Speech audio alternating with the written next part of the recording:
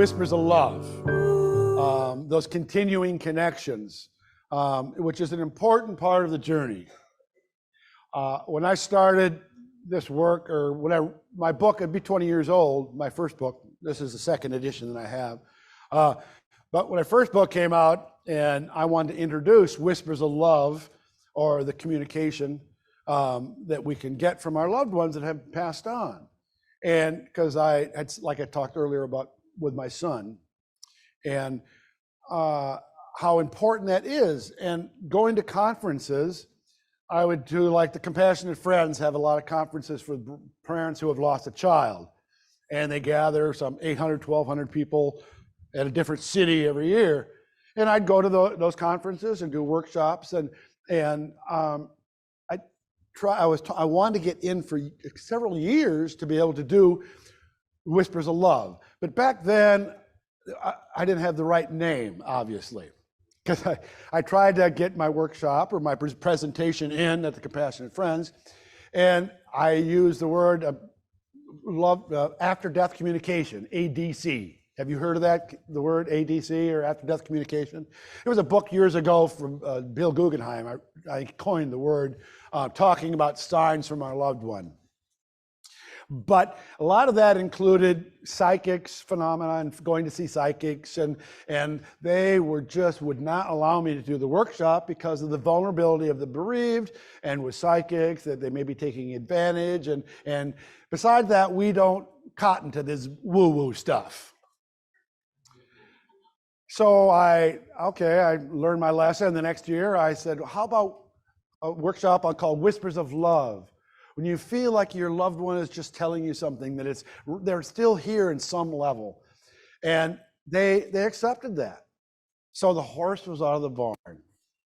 My first workshop, I brought transparencies that I had made at the school I worked at, brought them on the plane with an overhead projector. And I thought it funny that an overhead projector would fit in the overhead of an airplane. And the plane people thought I was nuts. I'm taking this overhead projector. Well, I need my transparencies to show what these signs are that I made on my computer, and then you're in this room full of people, and I got the transparency up there, and they're like slippery as heck, and for my first presentation, and I'm going to get them like this, and they go, they all go over the floor. Now they were in order, so that was my first attempt. But I knew what I was facing because I was knowing a lot of people that unknown territory. And so when my son was dying, we had gone to Disneyland, and I bought a shirt, looked like a custodian shirt. I didn't know I'd be a custodian later on, but it looked like a blue denim custodian shirt with a name and said Goofy, and it had a picture of Goofy on the pocket from Disneyland. So I wore that the night of the presentation, and I had my overhead projector. I said, we're going to talk about a lot of things that people just call me playing goofy. And wow, I could not believe how the people just responded to this simple workshop, that they had presenters on either side of 1,200 people, and no one was in the rooms. So they had to take the partitions down, tell the presenters at another time. So almost everybody at the conference was at this workshop. I was so nervous. But I was talking about the signs that I got from my son. And then I elaborate on other signs and how they come and how do you recognize them. But I don't think I told you about did I talk about the cornstalk? I don't think I did. I had grief group yesterday too, so I forget what I'm talking about. But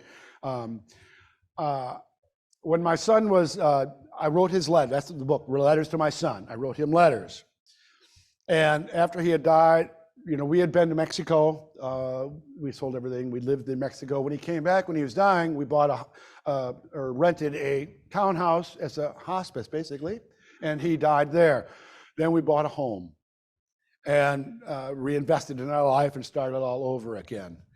And that was like now in the summertime, and in the summertime, I wrote a letter to Kelly in early spring, and I was writing a letter. I said, Kelly, I know you've survived death, but I need proof that you survived death. And I'm being bold, and I'm asking you for a sign. You give me something growing in our yard, and I'll know it's you. And I put the letter away.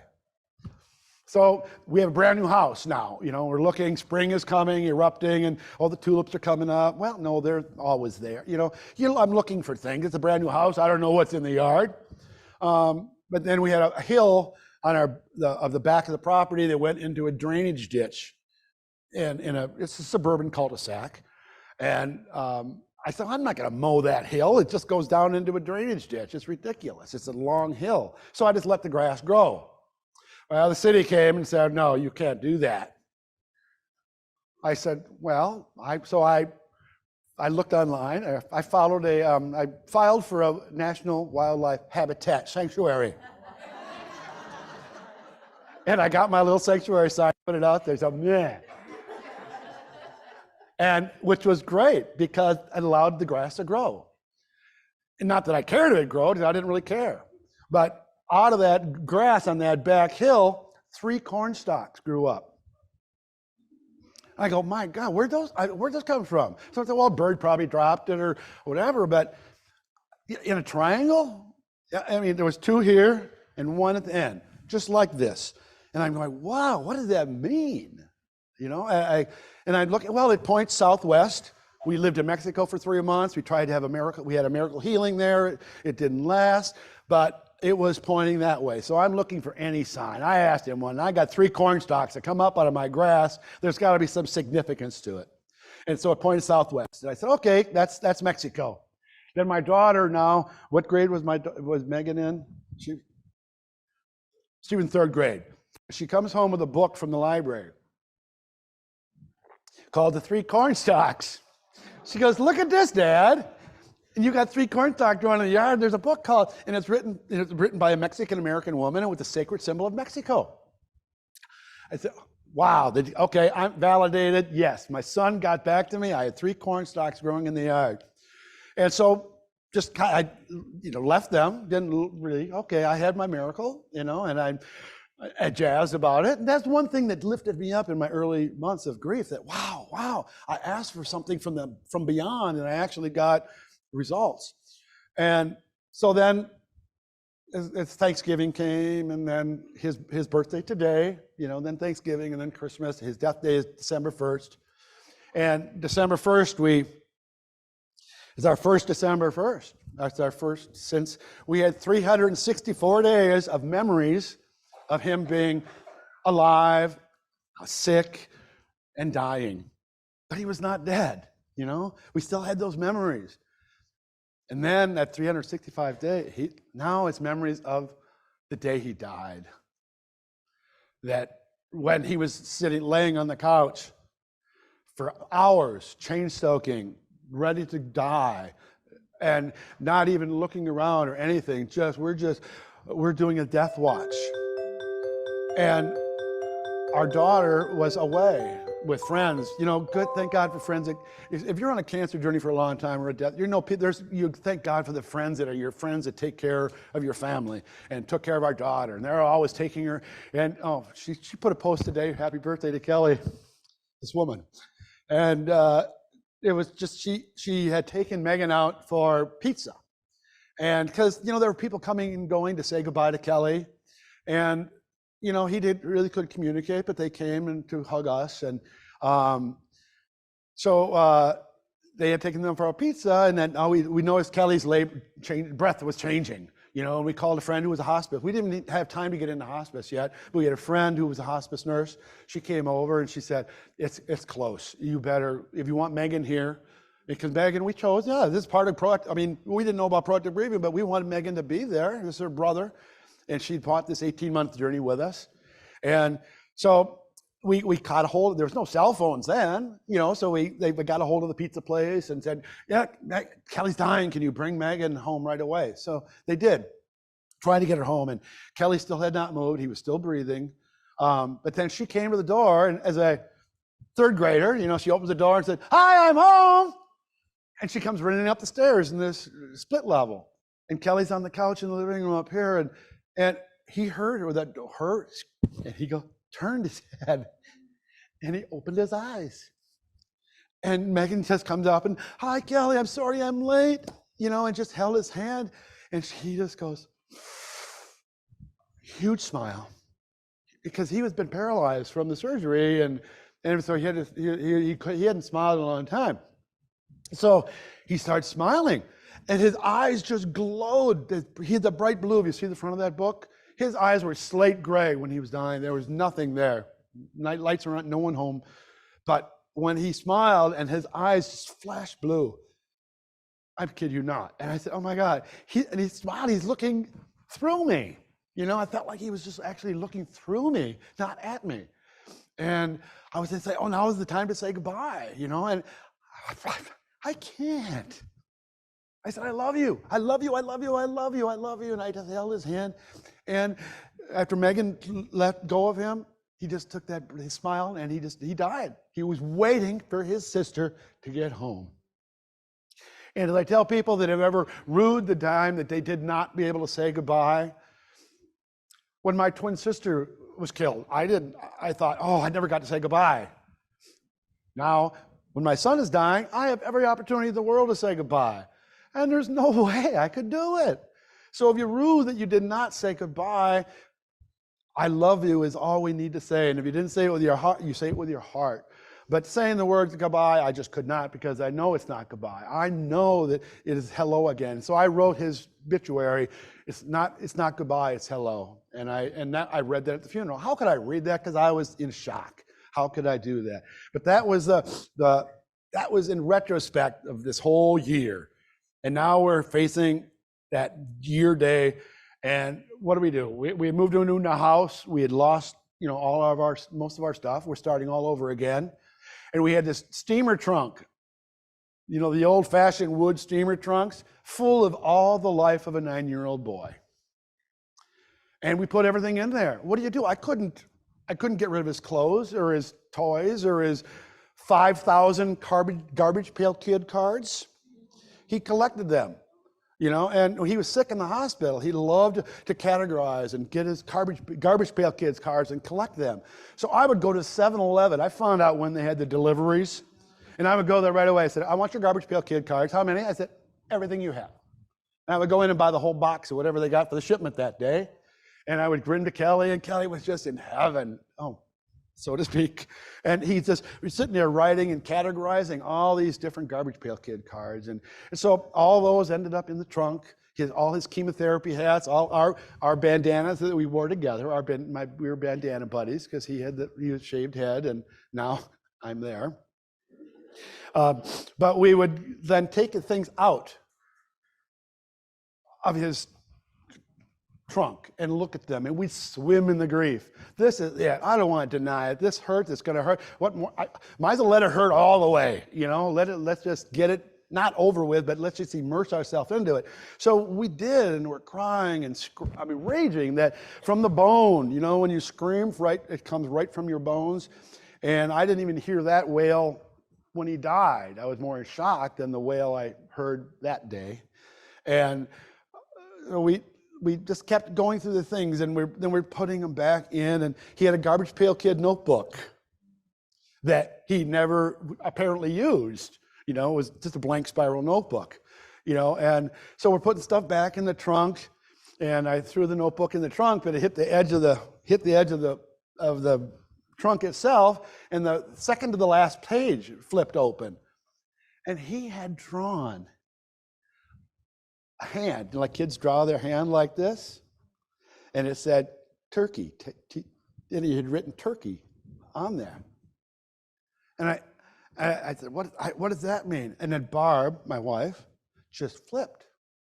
When Kelly was dying, before December 1st, he said, Kelly, give me a code. Let's make up a code word so that we know that you can get back to us with a code word and let us know. I didn't know about this. This is what Barb and Kelly worked out. And she didn't tell me. She just, you know, that was her thing between her and her son. And because it was Thanksgiving. And they said, what word should we use for a sign? And Kelly said, turkey.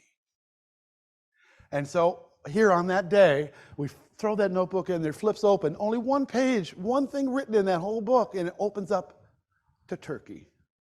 And we, oh my God, Barb, oh my God, that was Kelly's sign. And then a mourning dove came by our window, and it was tapping on the glass in the sliding glass door in our basement in December, and the snow was, about this high.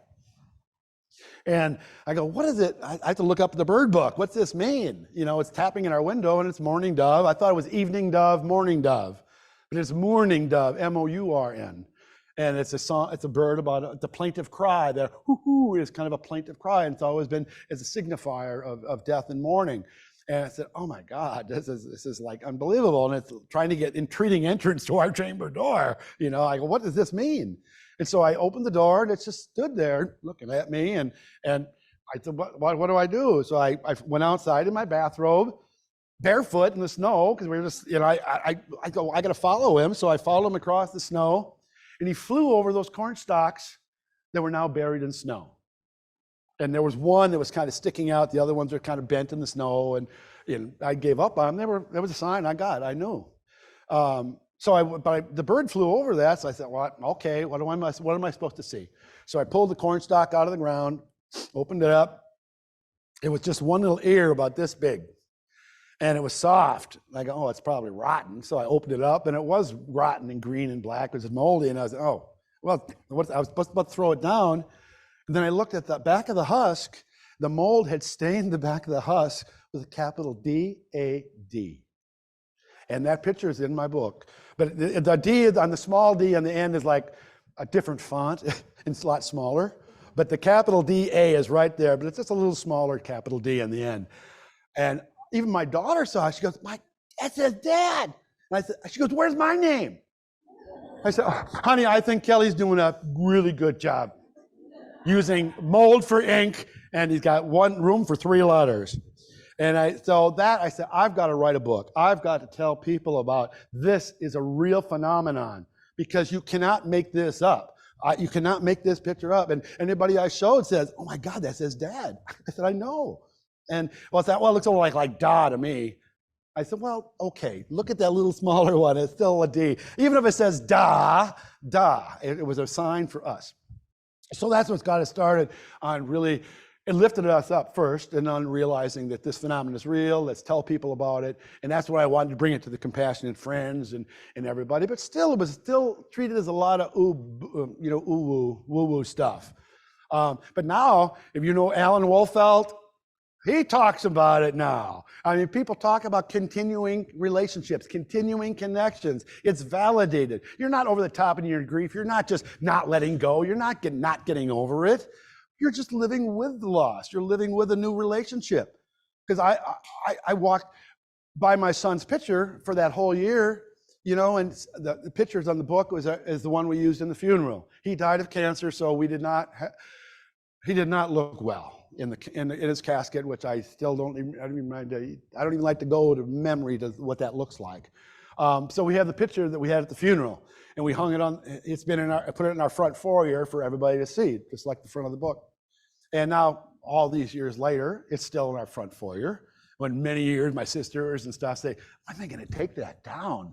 Or when are you going to, you could tell how they feel. And they look at it, but for my grandchildren, it's, oh, that's Uncle Kelly. So it's just always been a positive, part of our life. So I want to get through. There are 3 categories of whispers. Prior to the death, during the dying process, and after the death has occurred. And most of the time, we're familiar with after the death has occurred. Has anybody had a sign in this room, by the way? Do they have a sign? Oh, good. There's some people here that get it. And that you haven't, if you don't know, you just haven't had the experience, and thank God maybe you weren't out there looking for them because you haven't had to. But prior to the death, during the dying process, and after the death has occurred. Prior to the death, it can happen in many different ways. During the dying process, people hear voices. And after the death has occurred, like I say, is finding pennies or a feather or a butterfly. But prior to death, people can have a dream.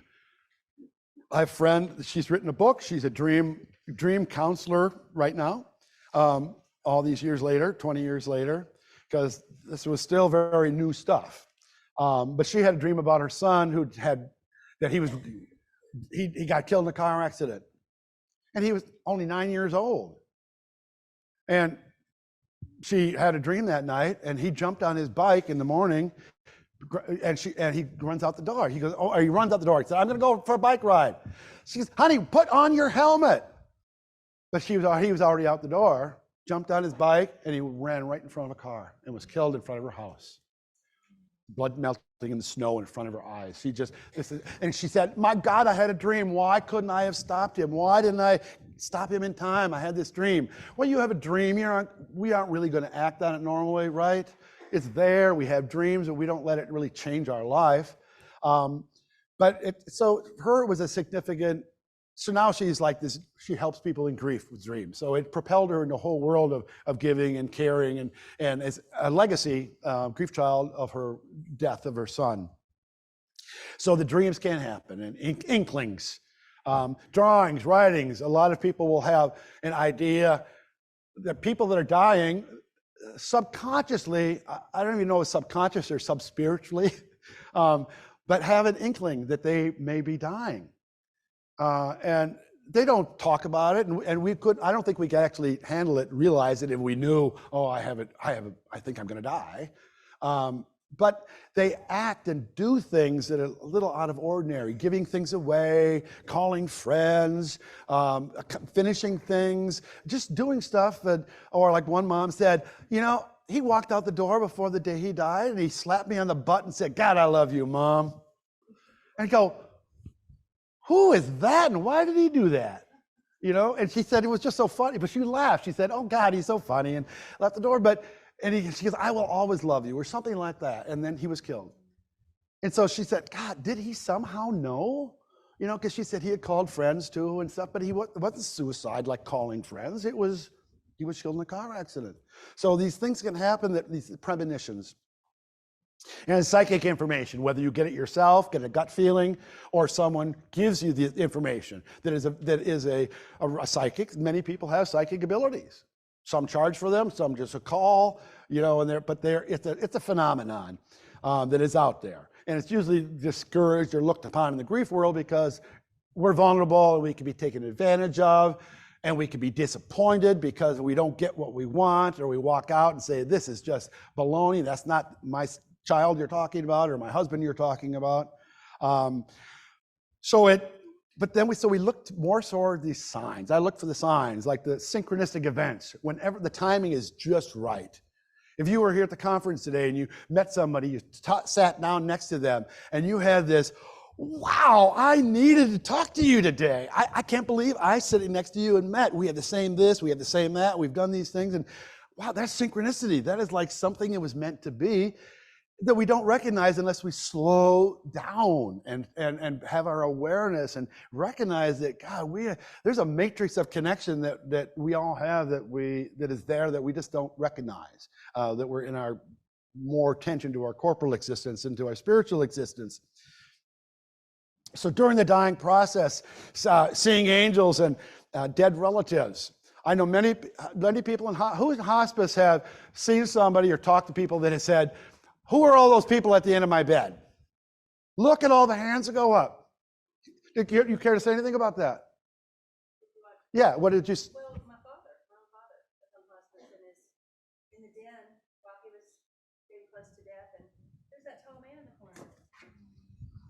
Oh. Sorry, my father. Is that working? Is that good? Down or off? Oh, that's not one of mine. That's one. Oh. Okay. Yeah, because I forget we have we have our people at home. Okay.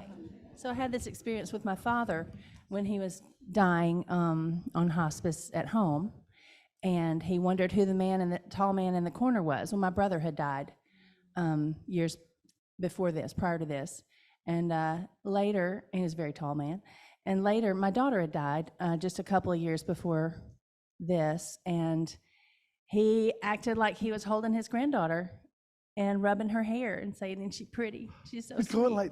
Yeah, absolutely. And so the last time I saw him, I said, tell Emma when you see her that I love her. So there's a thin veil between the reality of what we see and the afterworld. And when we're close to death, the veil is very thin, very thin. You can almost see through, I think, sometimes. Wow, thank you, thank you.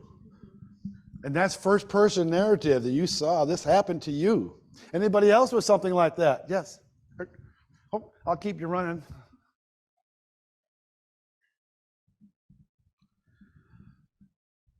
My husband, right before he died, like the night before or 2 days before, he was from the Middle East and he spoke fluent English, but he was raised speaking Arabic. And Waleed is your husband's Waleed, name. yeah. And the night, or a couple of nights before, he was speaking in Arabic and he was saying mommy, and he was saying another word, and my son Brian said, "What are you saying, Dad? What are you saying?" And he was saying a word in Arabic, and he Googled it or something, and it was saying, "Loosen my clothes." He wanted to get his clothes off. And, but he was speaking in Arabic fluent, and saying mommy.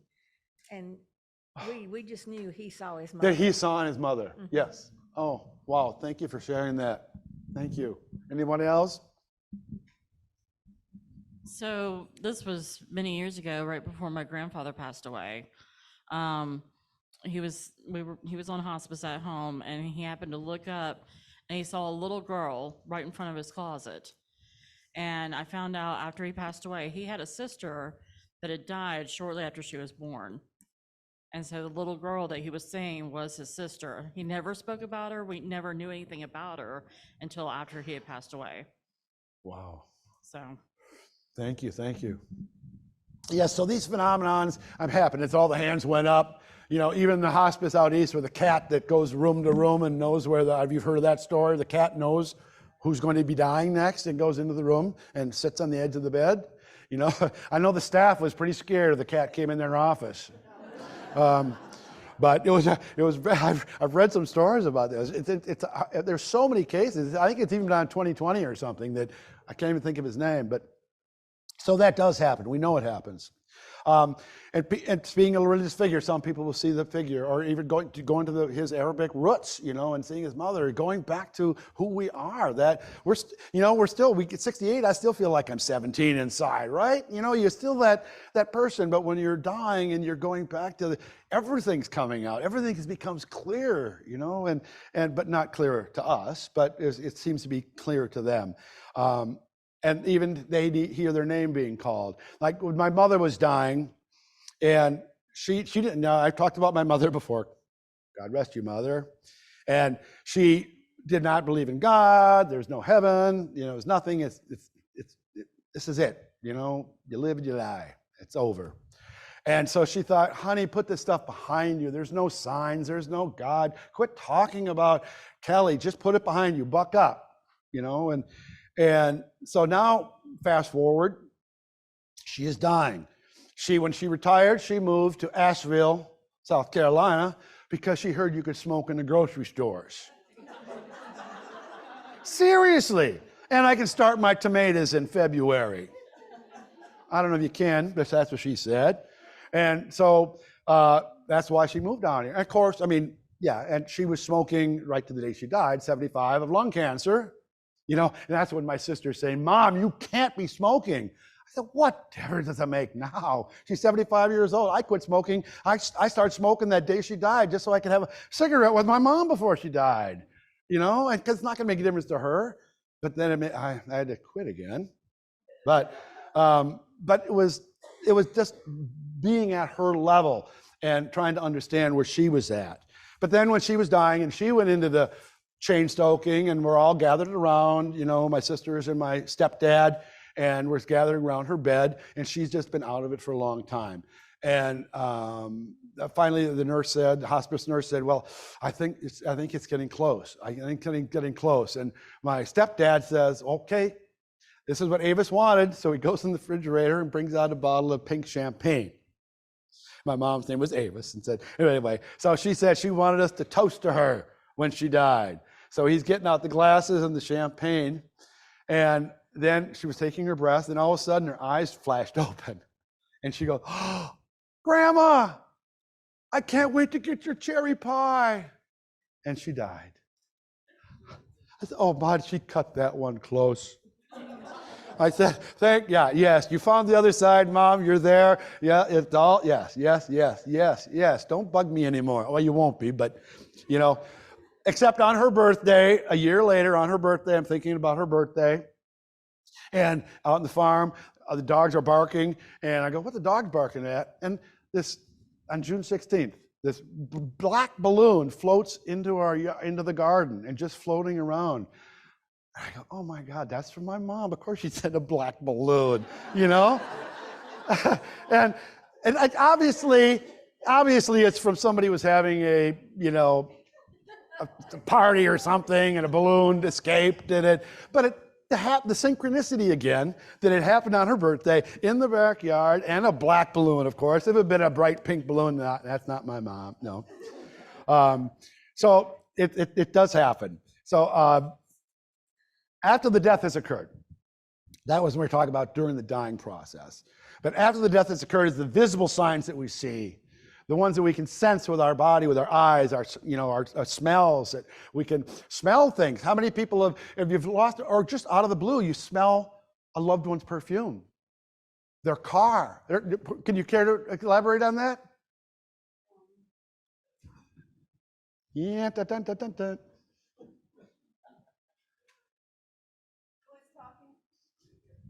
That beautiful lady over there.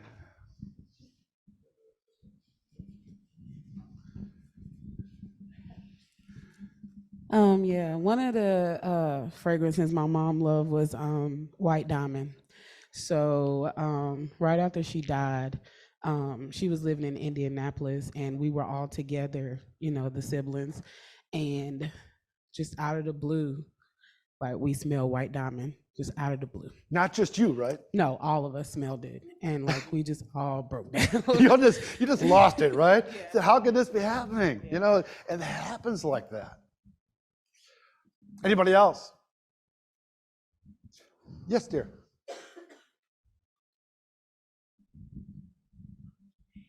Yeah, for my mother-in-law, the smell of gardenias, she loved flowers.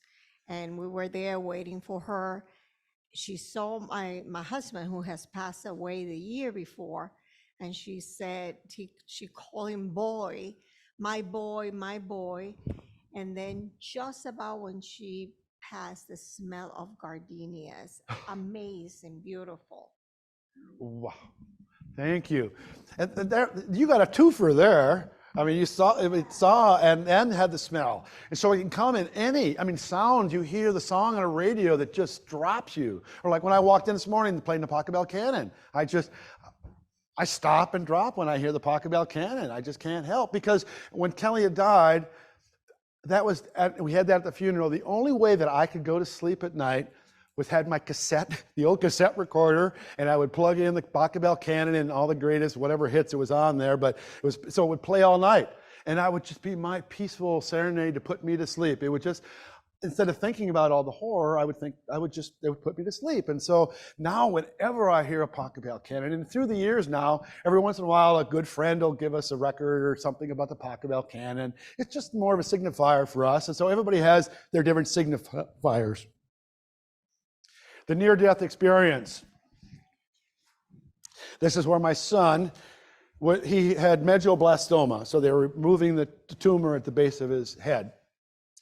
And so he had surgery. He had to be rushed into the hospital. He had a seizure at the playground, and rushed him into the hospital. My wife met me on the way. I was just getting out of my graduation ceremony for hospice training. My sister had died the year before, so I wanted to do hospice to see what I could do to help in my grief. So I did hospice training, went through all the training. They said you had to wait a year after the loss of a loved one, so I waited my year, did my training. On the way home from getting my graduation from hospice training, my wife meets me on the road and said, we got to go to the hospital. Kelly's sick. And we found out he had a huge brain tumor.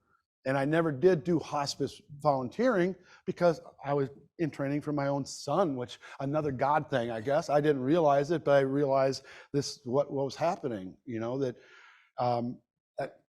so in the hospital, after the surgery, he went into a coma, and they had it intubated, and he was just out for about a week.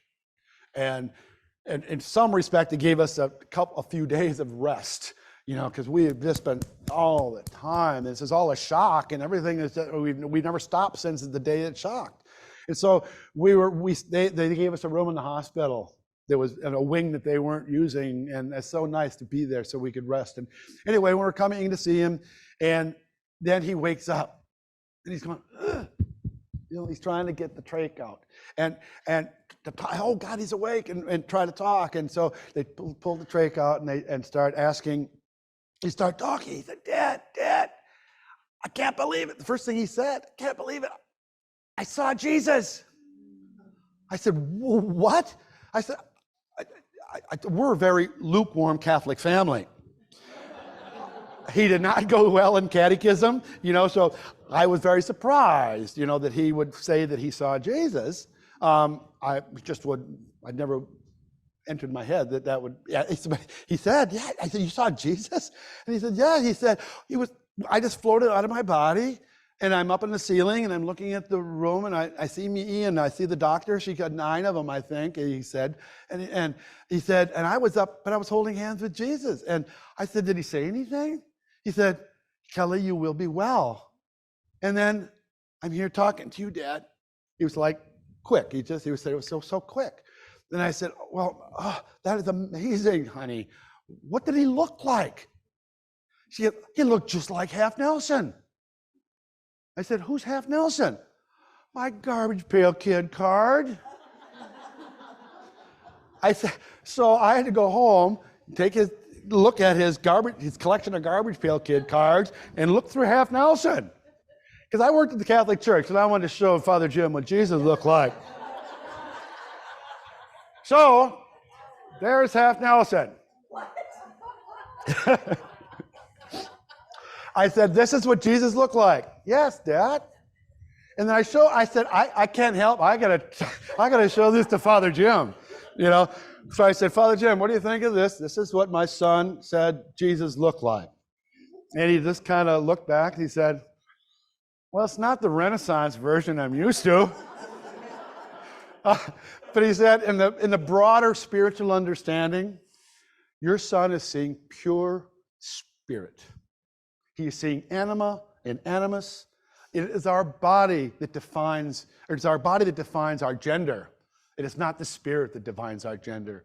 So he is seeing pure spirit, the muscles, the strength to do what you can do, and the sensitivity to do it right.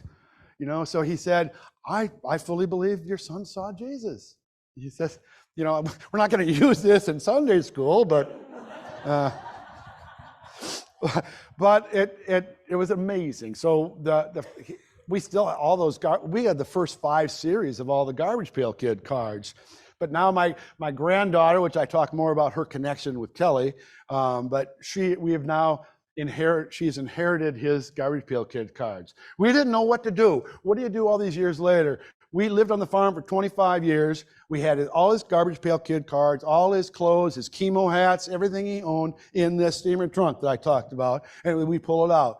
And then we bought a condo. That's another whole story. So, okay, I'm done with the farm, 23 years. I want a condo. I'm retired. I'm old. I don't want to shovel. So we decided to buy a condo. And we're getting ready to move. And I said, and it's a lot smaller than a farm. I go, what do we do with this trunk of things, of Kelly's? I mean, it's been a long time. Do we still drag this stuff with us? We've given the Garbage Pail Kid cards to my granddaughter. But some of his hats and the blanket that he died in, the booklet with all the signatures at the funeral home, all the cards from box full of cards from all the kids at school, and you can't throw those out. You take them to the Goodwill, you can. So he said, well, we're moving, and we have a huge fire pit. And so we brought the trunk out, and we put it in our fire pit, and we lit some sage, and we lit it, and we played some music. And we let his stuff go. And just said, I can't get rid of it, but we can do it in a ritual. We can burn it. And so we burned his trunk with everything in it. And then we took out a couple things, like his pajamas that a friend of my daughter's grabbed them. And my daughter said, well, just put it in a garage sale. And her friend grabbed them and made a teddy bear out of them. So we have, it says Mad Balls. Remember Mad Balls? We have a Mad Ball teddy bear. So the other friends do come in to help, but so it's the peaceful transition at the moment of death, and that's where a lot of things can happen too. People were like you're like talking about your husband, talking in Arabic. That's the soul speak. It's dying. His spirit is starting to speak. Not so much his cognitive talking, but his whole spirit is speaking out through the vessel that is dying, and he's talking about it. So in that dying process, I'm going to go to the next slide here, because preparing for the journey, this young man, Tyler, I was at a grief group, facilitating a grief group, speaking and talking, and people in the grief group, I said, let's walk around, everybody say their child's name. It was for grief parents. So I said, say your child's name and your name. So I went around the room, people said, oh, blah, blah, blah, my child's name is and died. It went around to this young man's parents. They said, our son's name is Tyler, but he hasn't died yet, but he is dying.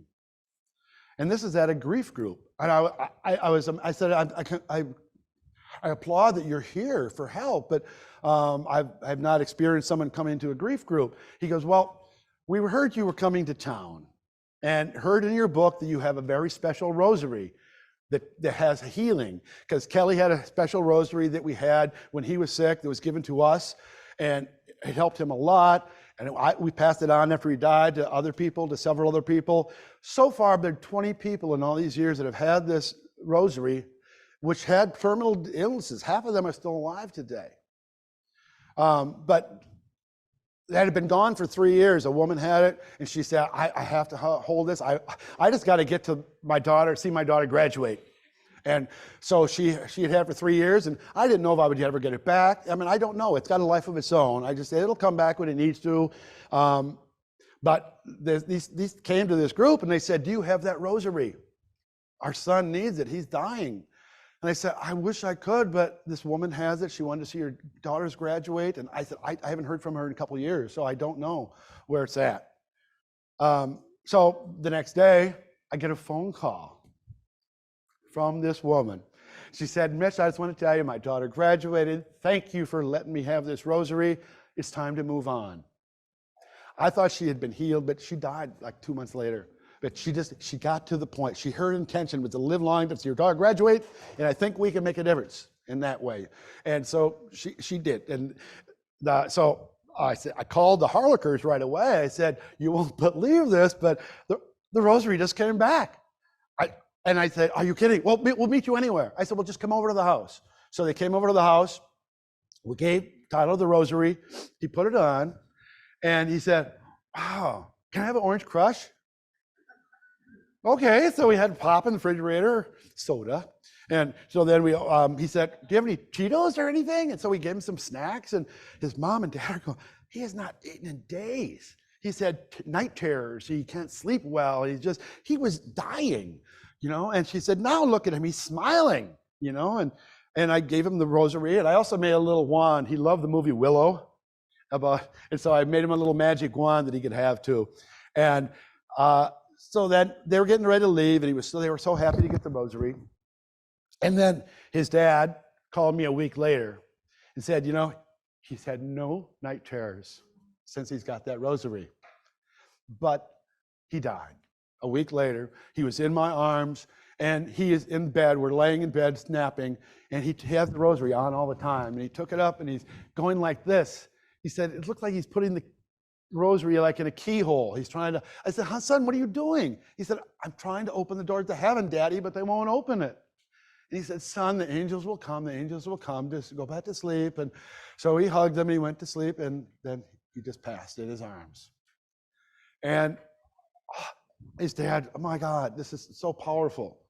And so I had to relate back now to the day when they were at our house, and the boy standing in the background, he had a little jacket, his brother Jacob. And his brother, I said, his older brother. And I said, come here, boys. I got a project for you. Went in the back room. I said, Tyler is dying, and Jacob, you're going to be left behind.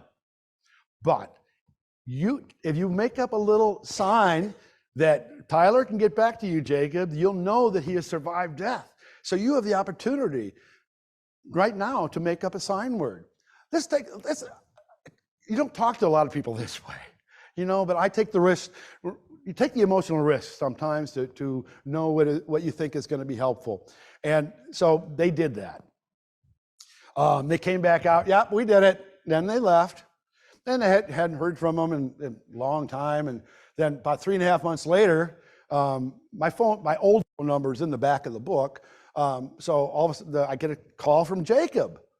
It's not from his parents. He just said, he had the book, he's older. He said, he said, I haven't even told my parents yet, but he said, I was having a Tyler day today.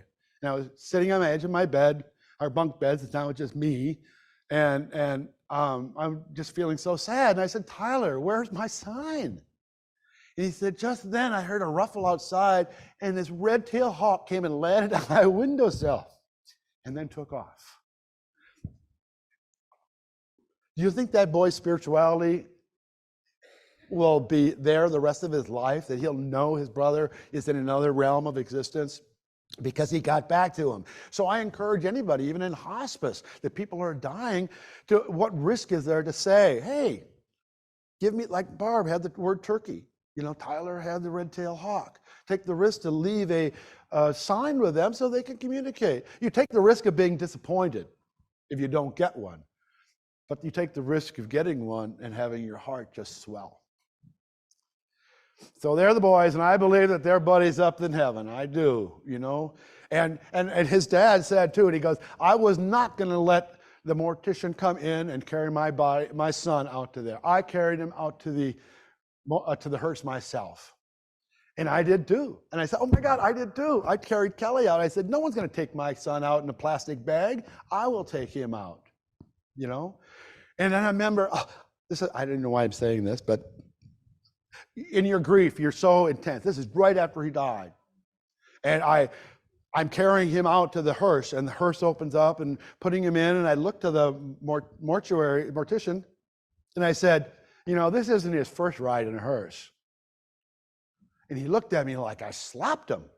And I still can't believe I had the gumption to say that, but when the kids were small, I bought a big old Cadillac hearse, which we used to take camping, and had all the lights inside. I used it for building, had all these rollers in the back that you could roll the lumber in and out. And I said, this is it was a beautiful, beautiful, well-lit hearse inside. So we'd go camping, and on his birthday, we'd go to McDonald's. McDonald's really didn't like us doing that. But there's a hearse parked in front of McDonald's with a bunch of kids crawling out of it. But, so I can't believe that I said that to this point. This guy must have thought of course I'm grieving and I'm out of my mind, but I wanted to hurt somebody.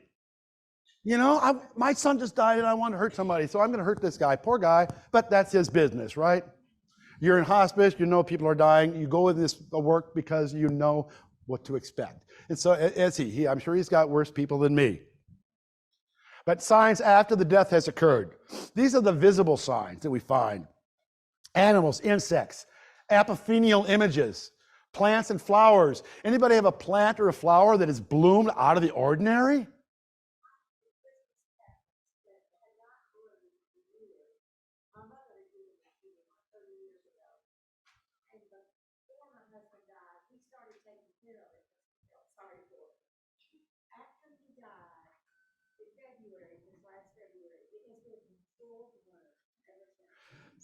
Yes, just like, yes, and I had the same cactus story. Did you say? Well, this is unusual. My mom loved fig trees, loved figs, and so we live in her house. Okay, thank you. So this is unusual. My mother loved figs, so she had planted all of these fig trees around the house. And there was basically just one living when my mom passed, just this past May. And I would always collect figs and take them to her when she was in assisted living at St. Mary's at Highland Hills, and also when she was at High Shoals nursing home. And the staff there would love the figs. What's interesting is, since my mom passed away, the fig tree has died, which is a little different, but it's almost like, I don't know. I don't see a negative in that, but it's just that it's been there for decades. I can't, we never did anything, to keep it going. It would kind of die out in one spot, but it always come up again in another spot, and just it's like, wow, mom took it with her. Well, truly, I think that can happen. That type, even when Kelly, when we had the old house and Kelly was sick and we moved to California, but when Kelly was born, we planted a corkscrew willow, perfect for Kelly, and then a variegated maple for my daughter. And then when Kelly got sick, we sold the house, we moved, blah, blah, blah, blah. But after he died, we went back to see our neighbors and friends, and then next year, and the corkscrew willow had died.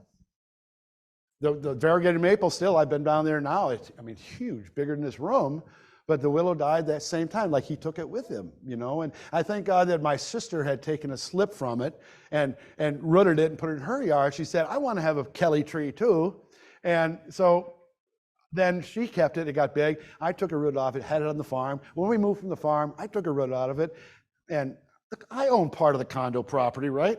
So I planted it in the condo yard. So now I have my corkscrew willow still, after all these years. Kelly's corkscrew willow is growing in our yard in our condo. So we can do these things all the time, and people think you're nuts, but so what? Live with it. This is who I am. This is post-trauma me, and this is what we do to survive. Apophenial images. If you've heard apophenial is the mind's ability to put random bits of information into a recognizable, discernible form. Like if you look up in the clouds and you see a poodle, or you look in the grain of a wood door and you see a face, that is apophenia. It is there. Once you see it, you cannot unsee it. Or like that little block that says Jesus on it, it looks like matchsticks, but you look at it just right and it says Jesus. But then you cannot unsee it. So it's like one of those things. And so a woman in Florida was feeding her daughter a grilled cheese sandwich, and she took a bite out of it, and then the mom looked down and says, "Stop, the Virgin Mary's in there." And can you see the face in there? Yeah, I think it looks more like Michelle Pfeiffer, or Marilyn Monroe, perchance. But it is a face. But the feeling you get from seeing that, it's like you can't unsee it, you can't unfeel it. How it boists your spirit to know that your loved one has got back to you in some fashion. And it could be in a plethora of ways that will not recognize for somebody else. They wouldn't recognize it, but you will recognize it because you know. A heart's in the cloud. This was at that Bobby Resiniti Foundation I talked about earlier in Florida. And I just took a picture of the crowd that got home, and I saw the big heart in there. I didn't see it when I took it. So sometimes you look at your pictures afterwards, or look at pictures that have been taken even prior, a year to the death, prior. Sometimes there'll be indicators in pictures of stuff with orbs in them or something that says, wow, I never looked at it this way before. That was on Kelly's birthday, and Barb goes, oh my God, look, there's a heart in the sky. Grab my camera. Thank God we got iPhones now, or you can take a picture, you can have a camera with you all the time, and it's just a simple heart. You can see the heart, right? But it's just little lights around it, but it formed a heart. So we were looking for it, and we find it. Mikey's hearts. This is a woman that I had talked to and helped in her grief, and she said, Mitch, I'm getting hearts now. And she said, I had a waffle batter on a dishwasher, and I pulled it out of the dishwasher clean, and there's a heart made out of waffle batter on it. And then a coffee cup. I went to work, and a woman in my station at work came over. She says, reached over the cubby she was in with her coffee cup, said, Carol, I think this is for you. I think it's Mikey's heart. Because she talks about getting hearts all the time. She goes, I think he hit the wrong cubicle, because there was a heart in this coffee cup. And so I showed Father Jim this coffee cup, and he says, well, I see the chalice of Christ in there. I see the Holy Grail in the heart, in the cup. Can you see that, like a chalice? That's what he saw. I never saw that. And most people would just say it looks like a coffee cup. Depending which way the coffee cup was turned, you might not even see the heart or the chalice. Joseph's heart and Tony's hearts. These are just examples. Hearts are huge. Whether you look inside that tulip and you see a heart. And what it does, oh my gosh, there's a heart in the tulip. That just sets your whole day. Or they rake the leaves up. Tony's dad was raking leaves up. He said, I've never gotten a sign.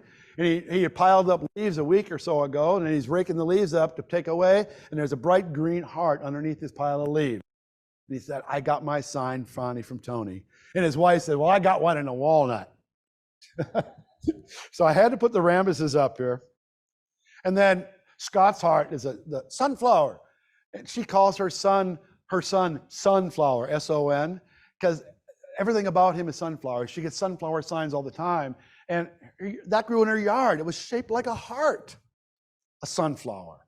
And so that is her indicator. So everybody has something special, whether it's a heart on a tomato shaped or even a heart on a radish or a hole in a tree. It's just looking, it's like if you've never found a four-leaf clover, once you find one, you'll start finding more because your brain starts to recognize how to find them. My mother was a huge four-leaf clover fan. So I learned early on to be looking for things that looks like Where's Waldo, you know?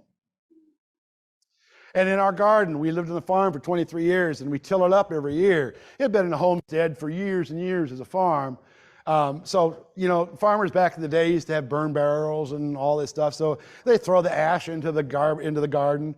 And so things were like a jewelry showed up, a leather heart from probably a saddle part. Then my daughter found this rock. She goes, Papa, look, it's a heart, but it's broken. I said, oh, honey, you don't know what you just said. It is whole, but it is broken. Yes, and that's how Papa's heart is. It's still whole, but it was broken. And that's just being honest. I mean, not being over the top in grief, but just being honest answer. Not a lot of emotion packed to it. Just, no, that's a perfect sign, honey. And the Stillwater Stones, there's a couple we met in, so we have a lot of new friends. Sometimes you lose friends in this journey. The people don't get you, or they want the old person back. You just, you know, you aren't the same, you aren't fun anymore. You know, so anytime, or people want you to move on. But anyway, we lose friends sometimes. Anybody lost any friends on their grief journey or relationship with family? It gets a little tenuous sometimes. Well, this couple and we met in, they're really good friends now. That's why I mentioned how they've become great friends. And they live in Chicago. And before Kelly died, we went to see Plane, Trains, and Automobiles. He loved John Candy. And the day before he died, we watched it at the theater. And it was so good to be able to laugh. I mean, we actually laughed as a family together, because how can you not laugh at Plane, Trains, and Automobiles? And so when we met this couple from Chicago that had lost their daughter, and we became good friends with them, and I'll show you a picture of their daughter in a minute. But we said, we were at a conference, and they said, well, when are we going to see you again at the next conference next year? And she goes, well, why don't you guys come for Thanksgiving in Chicago? I go, yeah. He said, I'll take the train down, and then we'll fly back, and you'll pick us up in a car, Plane, Trains, and Automobiles. And he said, okay. So we did. We took the train there. He drove us there. We flew back. And we got to the house. His wife was there who opened the door. We had never been their house before. And it was just like replaying the movie in a way. And so they were coming to visit us. We've been to Chicago now. They said, we want to come up and visit you. So they came up to visit us. And there's a town called Stillwater, Minnesota. It's an older town, river town, one of the oldest towns in Minnesota. And on a Monday, it's pretty quiet. So we're just going to walk down Monday morning, walking down the streets, and my wife and his wife are way ahead of us, shopping and talking, and we're just walking slow, taking pictures of the old town. And I looked down at a windowsill of a shop that was closed. It was still like 10 o'clock in the morning or whatever, but on the brickwork, there was a stone that said, love you. And I picked that up and I go, the store's not open. Is this part of their decoration? It's just pretty little rock. It says, I love you. So I grabbed it and I go up to Lenny. Hey, Lenny, look what I found. It says, I love you. He goes, I don't believe it. I said, is that from Kelly? I said, I think it's from Kelly. And so he walked around the corner, walked a little further, and he looked down an alley by a drain pipe coming down. He looked underneath the drain pipe. Stone says, believe. He goes, I just said, you believe this? And I find a stone that says, believe. So then then we had to catch up to our wives and say, hey guys, look at this. And look at I said, love you. And it says, believe. And then we found another that they started looking. So now we have, 8 eyes looking, for signs. And it's a quiet day in Stillwater. And pretty soon we're walking along, and then we crossed the street, crossed another street. So there was no pattern. And then Barb finds another one, says, you found in a stoop of a doorway, said, you matter. And then we went on and said, and found another one. You are worth this fight. Love. It's all okay. And then we went to the restaurant. We finally went to the restaurant, and at a bistro table, sitting on the table behind a plant was be brave. And Lenny's wife said, this was for me. These are the words I needed. Love you, believe you matter. You are worth this fight. Love, it's all okay. Be brave. And this was a message from beyond, from her daughter, she believed. And so that's why because we're all aware. And that's the way we went to the restaurant when we got that one. I said, this was out here, when we came in. And I said, I feel like I'm following Hansel and Gretel or something. And this was meant for somebody that was dying of cancer or something. And here I am picking up all these stones, and the person it was meant for is not going to get it. And the woman said, no, that's been here since I got here at 6 o'clock in the morning. So they had been there over the weekend. Who knows? I still have no idea where they all came from. But it's just being aware. Once we were aware, we found all these other ones. We're all looking. Here's a heart in a driveway. It's a big heart shape that was underneath this truck. That truck was parked over it. The truck belonged to Mitch, a young man who worked in the hardware store in town. I knew him from going into the hardware store when I worked at the church. And hey, Mitch. I didn't really know him, but our names were Mitch. So then I get a call from his parents. Said, our son Mitchell died. He took his own life. He hung himself in that tree beyond his truck.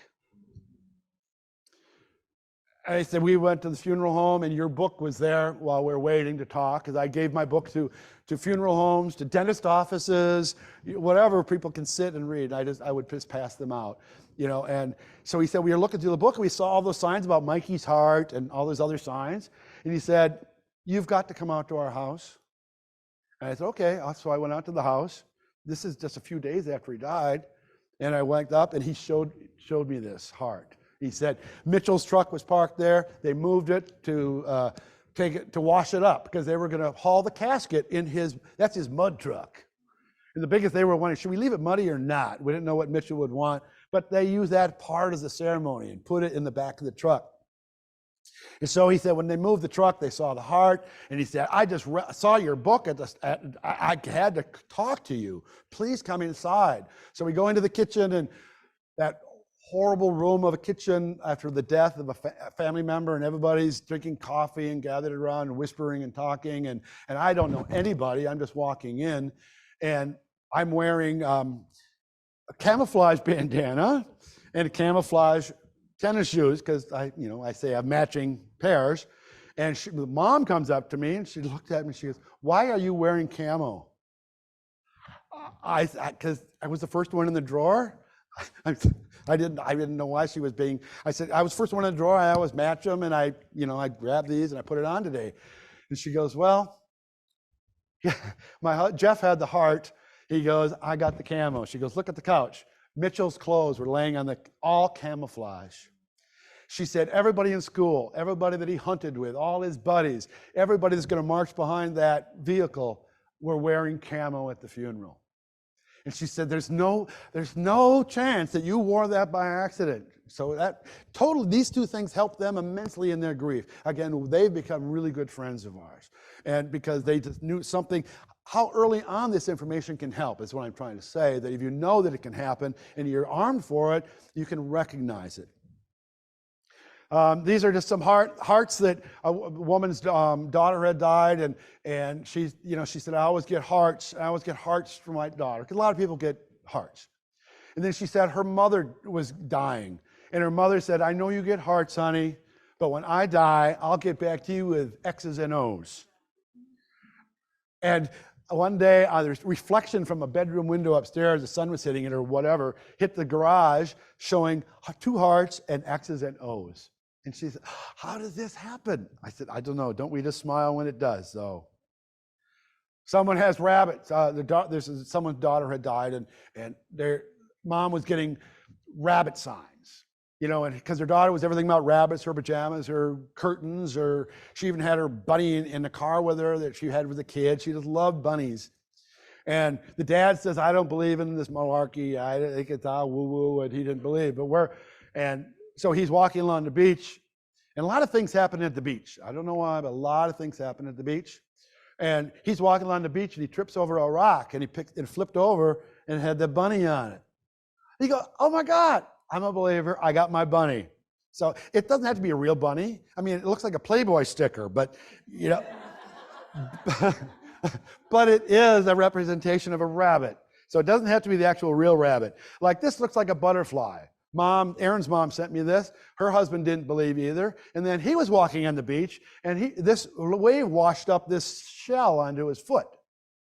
And it's a mollusk shell, but it looks like a butterfly, and his wife would get butterflies all the time. So he said, I guess I kind of sort of got a butterfly. And Brandy's brain scan. This is just a picture of you can see her brain. I was at a conference, and she said Brandy was dying of cancer, and this is the brain showing the tumor. And she said, I'm at the conference, and I went to clean up in the morning, and I go into the bathroom in the hotel room, and I see this condensation on the mirror, and I about dropped. And I said, a full, healthy brain. I said, Brandy's telling me she is healthy now. So that's what she saw. So, I mean, for everybody else, I could show this, you wouldn't even know what I'm talking about. But if you could see the shape, to her, it looked like a healthy brain. So for her, it was huge. For anybody else, it'd be they talked to housekeeping about the sloppy maid. You know, look at this mirror, it's filthy. But no, for her, it was a beautiful sign. When I was working for TAPS, and a woman gave me this picture that her son had died in the service. He couldn't wait to get home to see his nephew being born and his sister. He died. They did the ultrasound, and they swear, they showed me this picture, that is Garrett doing a gitchy goo to the little baby inside. I don't know if you can see the image of the face on the upper right-hand side, going, you know, and so these are all things that people have shared with me. And this is one of my favorites that I've had for a long time. And Jim, I can't remember his last name, but his daughter Michelle had died in another horrendous accident where, I mean, there's things you can't get out of your head too, that they were looking for. They were camping in Florida and went down to look for her. Where is she? It's getting late. We can't see her. And they went down to the beach, and she was walking along the beach. She had gone for a swim, and her purse was there, and her stuff was there. And they looked further, and they saw her in the water, parts of her, that she had been eaten by an alligator. So he said, Mitch, I cannot get that image out of my head, ever. I just see that, and I cannot believe this is actually happening to me. And that's how he's talking in the morning. When we're reading workshops, I usually use this workshop at the end because it's more uplifting. In the beginning, he's talking about the horror of finding his daughter. In the afternoon, he says, Mitch, I can't wait to show you this picture. I can't wait to show you this picture. And he showed me this picture. He said, my surviving daughter was into a class project of taking pictures, and with an old Pentax camera of mine. And so she was taking pictures of mountains, and this is like near Asheville, and had taken a picture of this mountain. And he said, it's nothing significant about the mountain, but the principal was hanging up her series of black and white mountain pictures. And when they were hanging it up, sideways, they all just kind of screamed, wow, my God, that looks like a woman. Can you see that?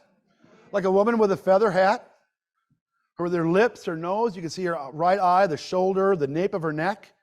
And that's the same picture. So the different perspective, you see, wow. And so everybody in the room, they go, oh my God, that looks just like Michelle. And so his dad this is still a phenomenal thing for him. It changed his life. Whenever I come to the South, we meet at Waffle House, and I yet to get a hold of him. But that really changed his life a lot. Synchronicity and serendipity. This is when things happen just, synchronicity is the timing. Serendipity is the benefit, the wonderful thing you get from the timing. Then celestial events where you see a falling star, see a rainbow, a double rainbow, clouds with something in them. You see a billboard with your loved one's name. You see license plates with a loved one's name on it. You see people's places that you meet that remind you, that look like there may be a doppelganger for your loved one. And repeated numbers that come up all the time. And you're grieving and you go, what does this mean? But it comes, you get the same room, you get change, you get a ticket. Anybody else have any numbers? You're nodding here. Have you gotten numbers? Or are you nodding off? No. Huh? You did. Any specific number? The same number?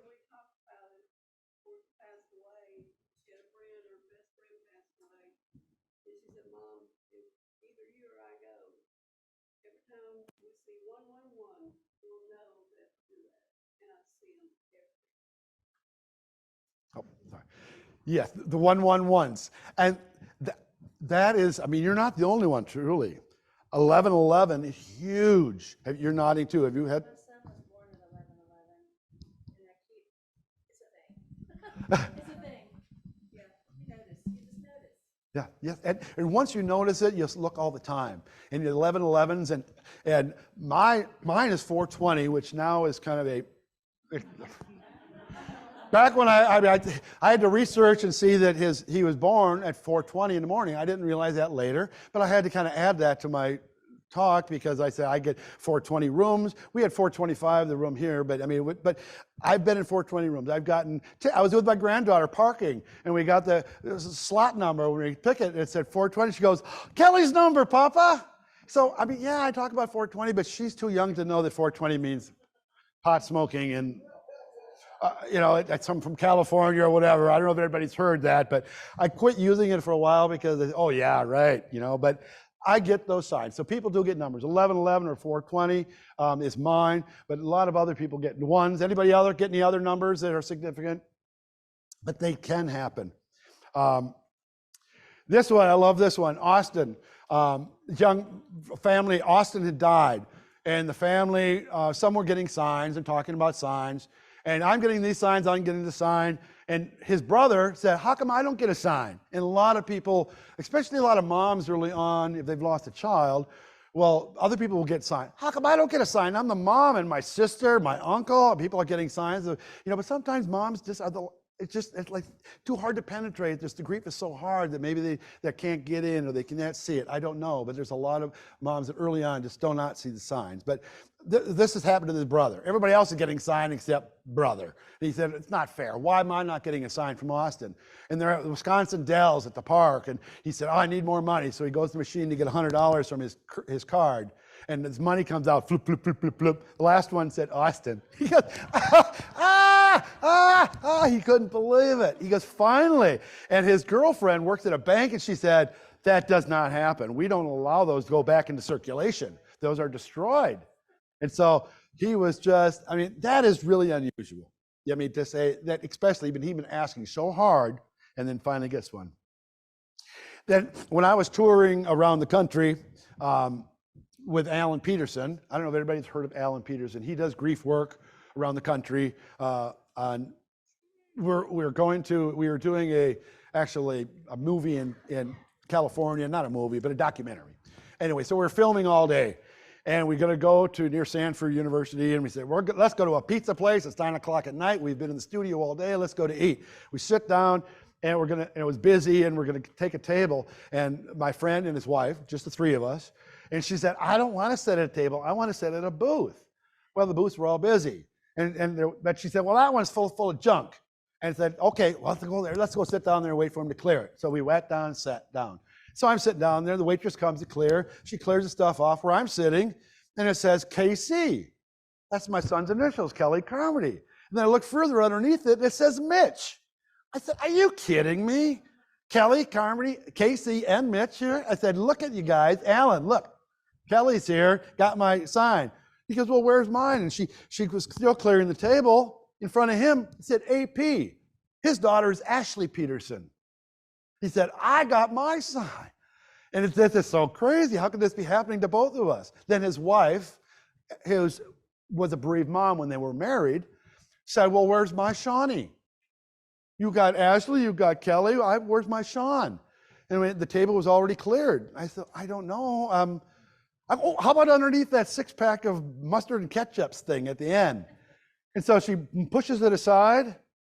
Love, Sean. Die underneath. Her name is Denise. And how do you explain that? You know, all three of us had our sign, and with a heart. And it was just incredible things that can happen like that. And we weren't even looking for it. We've had many signs, so we're not saying, oh, we need a sign for this. It was just a sign like, say, we were working on a grief documentary all day long, and we were tired, and felt like we were acknowledged from our children saying, yes, keep up the good work. You see, I love you. A woman sent me this. She goes, I know you do sign language. And she goes, I looked up and I saw this cloud. It looks like when you say I love you. And so she had to send this to me. I said, I know that's from my husband. A sign from Dan. A lot of grief groups will do a balloon release. You know, they're getting because they get the birds and whatnot, they're doing less and less balloon releases. But we did this balloon release for Dan, who had died. I mean, it was a group and doing a golf fundraiser. And so they're all at the hole. Everybody have a gunshot, or a shotgun. And they're at the golf, and they did a balloon release at the shotgun tournament. They started off, and they did a balloon release. And they wrote on the balloons.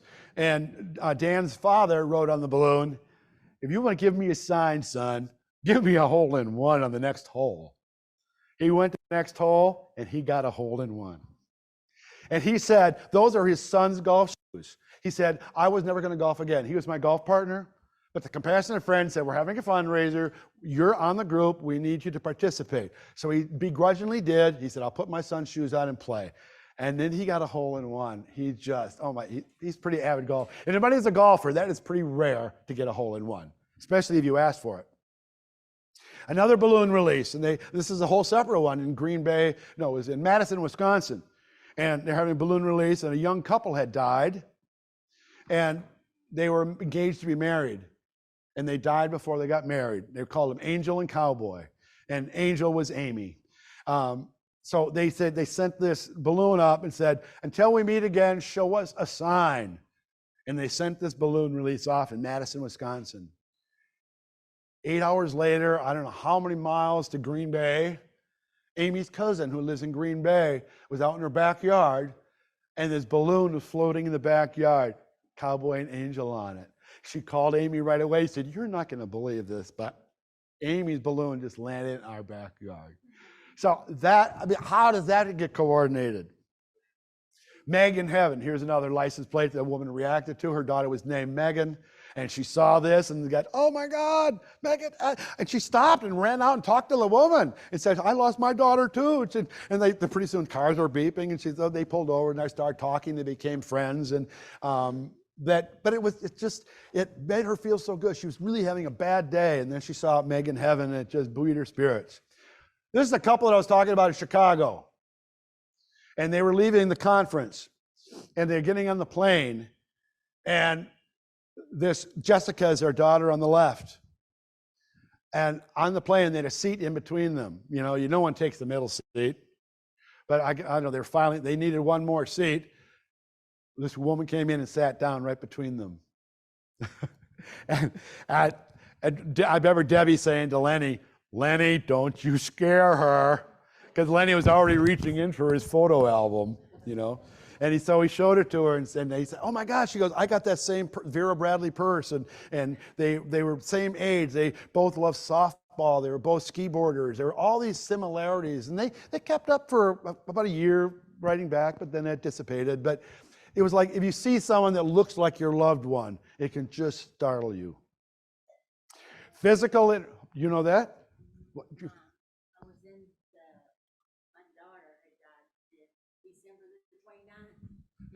Here, one sec here. Thank you. My daughter had died December the 29th of last year. And so this year, I had to go get my blood work done because they said I was behind. So I did. And when I walked in there was a lady there exactly like my daughter that had died. Her hair, her face, everything was just like it, just like her. And I said, I can't believe it. So I got out my phone just like he did, and I opened my picture up and I showed it to the nurses that was there, and they says, "Oh, that is your daughter. That is." I said, "Spitting image of her." And I said, and I started talking to her. I said, "Do you like to do this and this?" And I said, "My daughter does too." And I couldn't believe it at all, but there is one out there. And I said, "You made my day." And after when I got ready to leave, I said, "Please let me give you a hug," because I didn't get to hug my daughter when she died. She was in the hospital. She died of COVID. And so she did. She said, "Oh, I'm sorry." And I said, "You made my day and you made me so happy. I seen you." Oh, wow. Thank you for sharing. Oh, wow. So there's another story just like this one. So it happens. If that's just one story, how many times does this happen? And what it does to you, what it made you feel.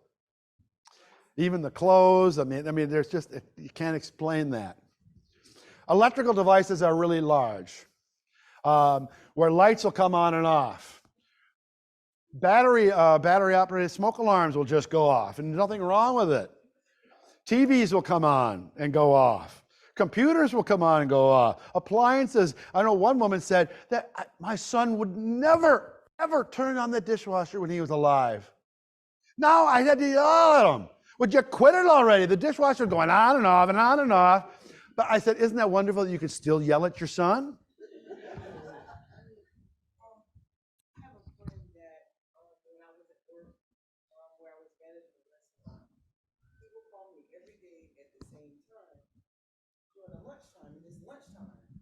So I hadn't heard from him for a few days. And so I was standing in the area of the prep area, and I kept saying to my staff, I said, I wonder why. I said, why hasn't Shaman called me? I said, he called every day. So she looked at me and she said, Teresa, she said, you don't know? She said, he was killed in a car accident, and I passed out. I literally passed out. So the next day I'm at work, the phone rung. So I said, Miss Geneva, I said, answer the phone. She said, no, you go ahead and get the phone, Teresa. So every time I answer the phone, it's the same time he would call, nothing was there. So I hung the phone up. So the phone rung again. So I answered the phone. No one was there. And so the third time, I got this really eerie feeling, so it freaked me out. So I said, oh my God. I said, he's calling me. And so then I wouldn't answer the phone anymore because it freaked me out, because I knew he was calling me, because he would call me at the same exact time every day. Wow. Thank you for sharing that, because yeah, and because we don't expect this. You're kind of taken by surprise in your speech. What do I say? In retrospect, you think, oh, I could have had a conversation, or you try to want more, but it's frightening actually, because you don't know what this is. Yes, it freaked me out, but I knew he was just letting me know that he was okay. Yes. Oh, beautiful. In fact, I have a slide here about I'll put it on because it's just what you're talking about. Sean's cell phone. He was killed in a car accident. His phone was with him. The parents kept the phone and put it in a cradle in his room because he still had his voice. Hi, Sean's phone, so they could still hear his voice. Friends could call from college, say, hey, how you doing, Sean? Miss you, dude. So they could listen to some of the friends calling and leaving messages on his phone. And then one day, the house phone rang at 12:01, October 24th, 08. And that dad goes, geez, this phone, phone looks familiar. And what number is that? And he yells at his wife, honey, what phone number is that? He goes, that's Sean's phone. And they ran into his room, sitting static in the cradle, not been touched for weeks. And it just rang to their house phone right at 12:01. So there's no explanation. We just smile and with gratitude and say thank you. And he was an engineer, and he was really, He said, I don't really believe in this stuff, but he said, I talked to AT&T, I talked to Sprint, I talked to T-Mobile. He said, I called everybody. Does this happen? No. They said, that can't happen. Well, it did. Orbs. Has anybody heard of orbs? Orbs are a ball of light that show up in photographs. And there's a lot of poo-pooing it that, well, it's a dust mote floating in the air, or it's a reflection from the sun, which many times it is a reflection from the sun. You know, but I don't want to I have to be honest too. Well, no, that is a reflection from the sun. But sometimes there's no explanation. That what? So right after my dad passed, in my mom's bedroom, we had had a video set up.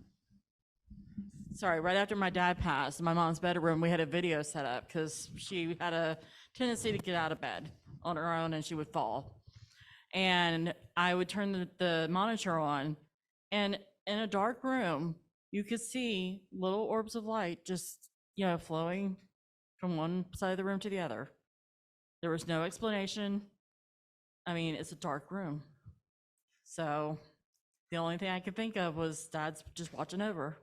Yes, and so many people, a lot of people have seen these. In fact, now it mostly in static pictures, but now people are seeing them in a video. In fact, I saw one a woman sent me, the cat, the person, her son or whoever died, his cat that he loved was just sitting on the end of the bed, and the cat was going like this, and the video shows, but there was nothing in the room. She said, "What is he following?" She couldn't see anything.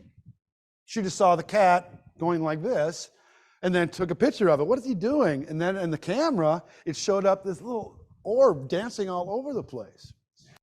So, My mother-in-law was that we had a camera, but she had Alzheimer's. And so my mother-in-law, she was at home and she had an Alzheimer. So we had a camera up because didn't know what she was going to do, because sometimes she'd put on her clothes at 2 o'clock in the morning and think she's going to go to town.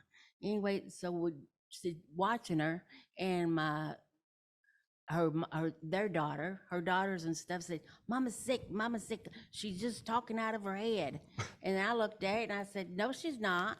She's actually talking to somebody. What do you mean? And I said, you see her right there? And I said, you look straight up. I said, you see that little round circle? I said, yeah. And I said, did she not tell you she's talking to her brother that already died? She said, yeah, she's talking to him all the time.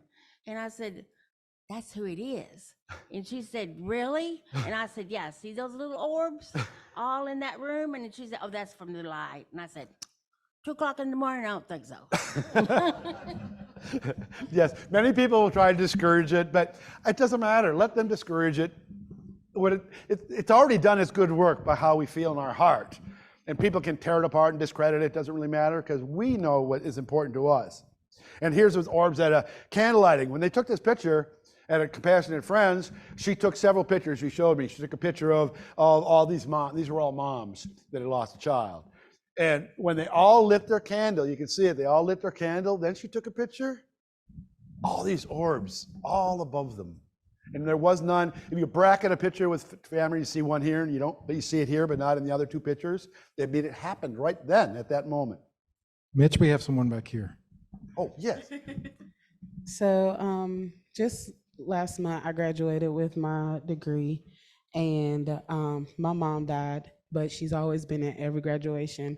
So Gima here has a picture she wanted to show, but the orb you was talking about is over me, and then the person beside me that was walking, there's nothing over him. So she wanted to show you. Thank you. What? I can see this. Oh, okay. Yes, right. Yes. See, it can happen in so many ways. Like this was at a conference in Florida. This is really psychic based. There was a lot of people there, and I was just speaking there the 1 year. But this Mark Nelson is an international psychic, and he was standing there going to do readings for people in the crowd.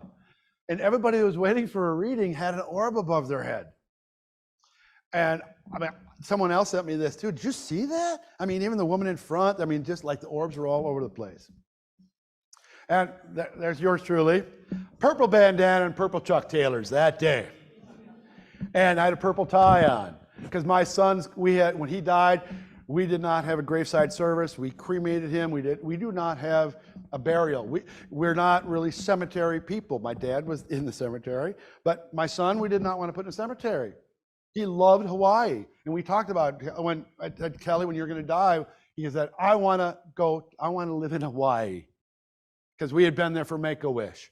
So when he died, we contacted people in Make-A-Wish, and we sent his ashes to Hawaii. Because Kelly wanted to throw firecrackers into Mauna Loa. That was his. He said, So we never got to throw firecrackers in Mauna Loa. So we sent the ashes to our friend, and I said, can you throw this into Mauna Loa? She said, we'll get close. And they dumped the ashes out and showed us a picture of them dumping the ashes out over the islands. It was totally illegal, but they did that for us. It was a wonderful thing. So purple was always so at the funeral, we had 300, instead of his graveside service, we had 300 purple balloons in the parking lot after church, and it said, instead of the graveside service, we're committing Kelly's spirit with balloons. And everybody released these purple balloons that went up. And so purple has always been significant to me, or the colors too, or their sounds, colors. And then this orb comes, and it's a purple orb right above my head. I'm wearing purple. And so to me, it was hugely significant in that, and usually they're just white. So host embodiment, physical interaction using life forms, where you see a butterfly landing on your page, you're reading a book, or on your shoulder, or dragonfly, are out of ordinary, not the season for any of these. Eagles, like the hawks, the red-tailed hawk. Doves, cats, dogs, they know. Dogs will grieve too, usually if they have a long-time owner. They'll grieve when the owner dies. And so this is a short little clip of a song. And this is my friend Alan Peterson that actually wrote this song. And he said, actually, after we got to know each other and doing work together, he said, I think I wrote this song for you, for your workshop. And he said, I really didn't know what I was writing. I was just writing about my daughter. So anyway, that's the song that's going to play with this picture. But what the picture illustrates is that my cousin, who I got my arm around, and it says Luke's Woods. Her son, Luke, had died. And growing up, when he was growing up, Star Wars was huge. And so when he was little, I'd say, Luke, use the Force, And then later on, as he's a teenager, and I'd say, Luke, use the Force. He goes, Star Wars is over. Little did he know. But so I just kept kidding. That was our little thing. So then he died, and I wasn't there around. I was out somewhere. And I couldn't go to the funeral. My cousin lived about 2 hours north of us in Minnesota. So up to their city of Now Then, strange name.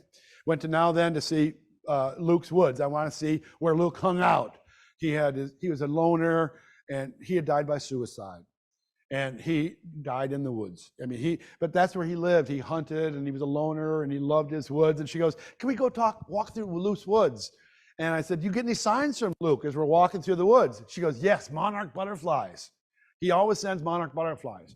And so I'm looking around, and we're looking, and she goes, well, no monarchs today. I thought maybe he'd show up because you were here. And no, so we drive home, and I said, well, I can't wait to get home because my wife had brought in a milkweed plant, before the farmer was going to cut the field. And so she brought it in the house, and it had a chrysalis on it. And you can see it right there. And I said, I've never seen one come out of the chrysalis. I've always wanted to see it actually work. They say you have to work to get out of it. You can't let them out, they'll die. You have to let them work to get out. So I wanted to see it come. So we're zooming home from Now Then, get home about two hours later, go into the house. I go down to the basement. I want to see there's a wet monarch on the floor. It had gotten out of the shell. And I said, oh, I missed it. But anyway, I was going to take him up, and I lifted him out gently and put him out in the sun on the front deck. And so he's sitting there, and I said, I got to. I said, Luke, use the Force. I said, use the Force. I said, you crawl up on my leg, and you land on my shoulder. He did. And I had my phone with me. So I happened to film it. And so I put it to Alan Peterson's song, which is I Chase Butterflies. Gets lonely since you've been gone. The only thing to console me is I'm sure our love lives on. It's deeper than flesh and bone, stronger than time. It keeps me close to you when I open up my mind. So I chase butterflies, I reach for falling stars, I look for any sign from where you are. I call your name out to the wind so I can hear your voice again. Death can't keep us apart, I know you by heart.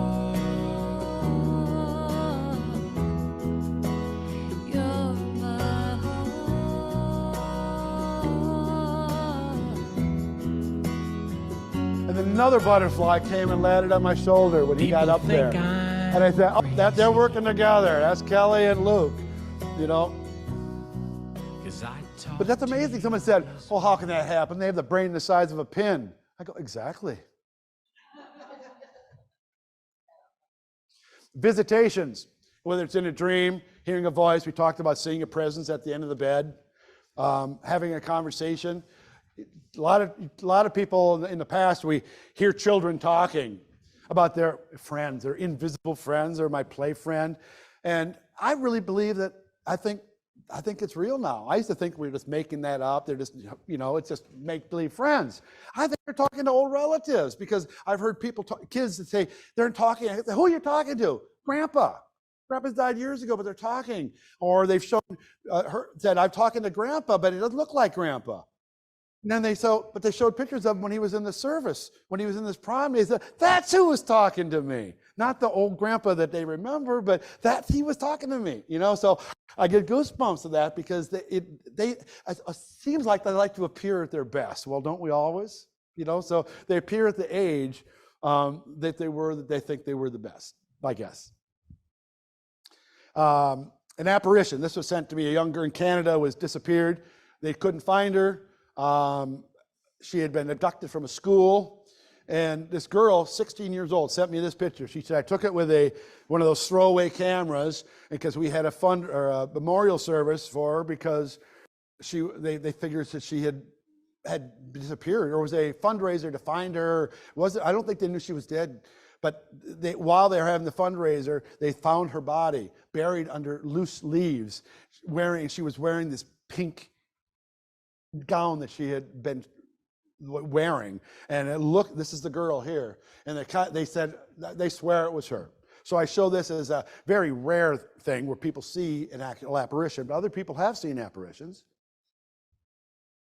but it's pretty rare. There's a picture here at a graduation party, and her little brother had died the previous year, and she's having her graduation party, and in the window her brother showed up. He used to wear those cut-off the shirts with the cut-off sleeves, so they knew it was him. You know the figure of a loved one, of the child. Angels. They were planning an Angel of Hope. I don't know if you have an Angel of Hope in this part of the country. They have Angels of Hope from the Christmas box are being built around the country, where people can go and put the named loved one on a brick, and they have the Angel of Hope standing there. Well, they were building one here in this city, and they were planting, and this looked like this angel showed up in the picture when they're planting seeds. And here's another, looks like a specter of a spirit that some boys had seen. And here's when I talked about the cornstalk, and this is in the book. This is the picture of, can you see the dad in there? The capital D, A, and a smaller font capital D. But it's clear, correct? You can see the dad. And that was what started everything for me. And I said, oh my God, that's his dad. And I still hanging in our wall downstairs 34 years later. Here's asking for a sign. This is, I was speaking in Texas, and I said, let's make it easier on our loved ones. If we're going to ask for a sign, let's make it easy. Don't ask for a penguin in Texas. And this man stood up and said, I beg your pardon. My son loved penguins. So when he died, we adopted one at the Houston Zoo, named it Raymond. So don't tell me there's no penguins in Texas. And I said, you know what I meant. I don't look for a polar bear in Florida then, But there's one at the zoo. Yeah, there is. But naturally, ask one that's easy to come by. So when I say this is that it's with Raymond, that after that day, 5-6 years ago, that we talked about that in this group, it became a thing. And now people that want to send condolences or something on Raymond's birthday or his anniversary day, they don't have to send a card. They don't have to say, I'm sorry, because they've already have, or condolences. They send a penguin. My granddaughter sent them a penguin. They love my granddaughter because she sent them a penguin for Raymond that she drew. And I'm a portrait artist. And they asked me to do a portrait of Raymond. Would I put him in a penguin suit? I never had that asked of me, but yes, I certainly can. And so I did a portrait of him in a penguin suit. And, that was, no one else knew about this. And we were at a conference the next year. It was going to be down in Houston again, and they live in Houston. And they said, I said, I'm going to give away a portrait at the bookstore as a fundraiser for the Compassionate Friends. And could you bring your portrait of Raymond to put in the bookstore so people could see it and know what they're getting into?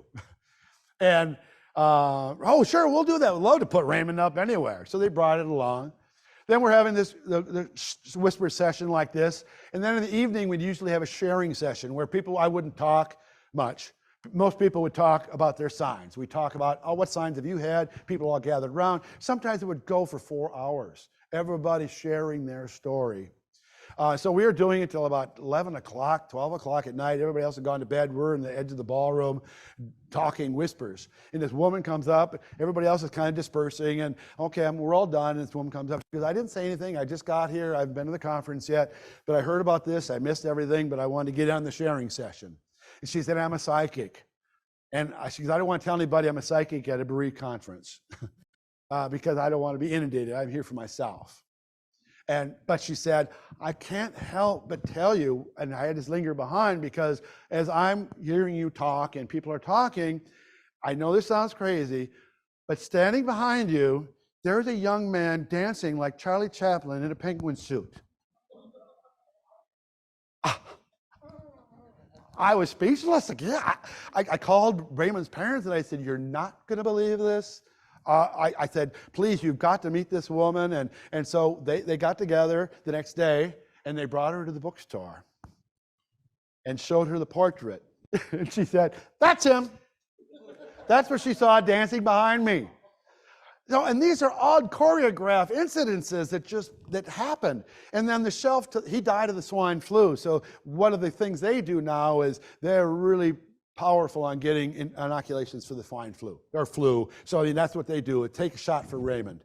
So that's their legacy. And the shelf behind them is because of that workshop a long time ago. Those are all the collections of penguins people have sent them from all over the country. They're still getting them all the time. They've gotten some beautiful ones made out of jade and it's just another legacy keeping Raymond present. Prior to death communication. This is my sister-in-law. Now here's another orb we've seen. If you look forensically and look back, it was on December 1st, Kelly's Angel Day, which is also my granddaughter's day. And I'll go through that a little bit later, but it's her birthday, so we're having a birthday party, and it's Kelly's Angel Day, and my sister-in-law sitting there and there's orb above her. And we're just kind of looking at, because we talk about orbs, I go, why is the orb above Aunt Jackie? 2 months later, she was diagnosed with pancreatic cancer. One more year, we had another party. She had a bandana on, and another orb showed up by her. And it was like, it almost was prior to the death. That Uncle Kelly was there saying, Jackie's coming home.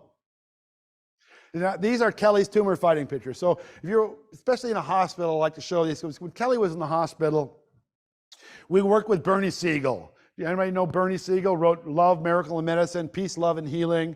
He was on Oprah. I mean, this is like 30 years ago. He was pretty big. And we worked with him, and he said, have Kelly imagine Pac-Man eating up the tumor. That mind over body, mind over matter, we can help. So he said, just draw these pictures of Pac-Man eating it. So Kelly did. We had him. He loved to draw, and he would draw pictures of the Pac-Man.